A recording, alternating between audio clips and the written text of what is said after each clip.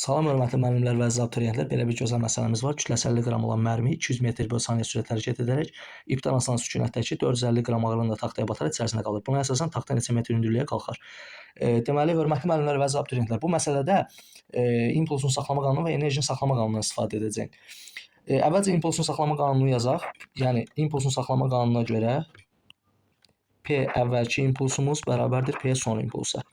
Əvvəlcə bu cismin sürəti yoxdur. Ona görə impuls da sıfıra bərabərdir. Ona görə yaza bilərəm mv bərabərdir m plus v, üzr istəyirəm, m plus böyük m vurulsun v. Bu cisim mərmi gəlib taxtanın içərisinə girəndə artıq mərminin kütləsi ilə taxtanın kütləsi yəni cəmlənir. Onda yazaq 0,5 vurulsun sürət 200 bərabərdir 0,5 vurulsun v sürətinə. Buradan v sürətini asanlıqla tapa bilərik ki, 20 metr/saniyədir. Onda bu mərmi gəlib cismin, yəni taxtanın içərisinə girdiyi anda kinetik enerjisi taxtanın maksimum olur. Çünki sürəti maksimum olur. Ona görə kinetik enerjinin düsturunu yazsaq 2-də 1 m plus m vurulsun v kvadratı.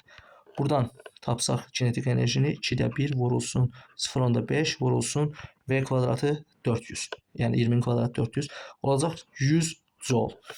Cisim maksimal hündürlüyə qalxan anda kinetik enerjisi potensiala çevrilir. Yəni enerjinin saxlama qanunudur bu. Onda yaza bilərik ki, 100 bərabərdir m plus m j h. Buradan h-ı tapsaq h bərabərdir 20 metr olar. Cavabımız A variantı.